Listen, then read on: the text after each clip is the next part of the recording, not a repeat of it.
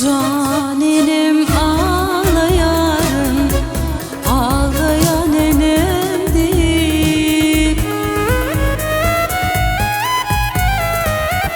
Canenim ağlayan, ağlayan enemdir.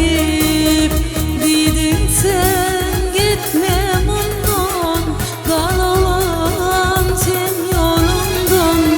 Duymadım hasratından, canenim ağlama. Dedim sen gitme bundan, kal oğlum sen yolundan.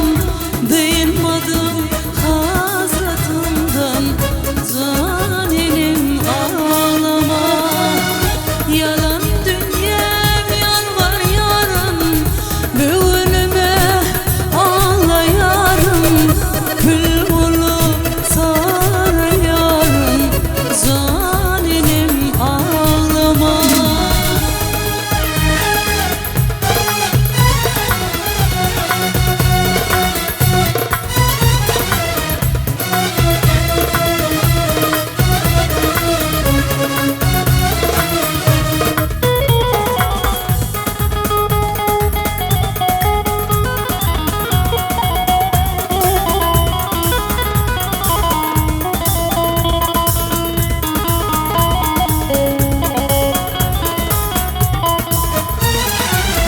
Sü tapman dinenemin, sın dostu divanamin.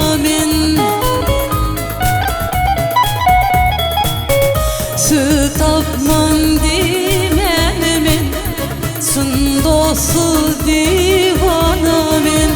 Tanrı'dan dilek dilep otursam yölürme garap. Bilsem derdine yarab, canenim ağlama.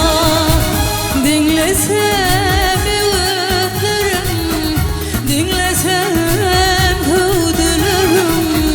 Esleme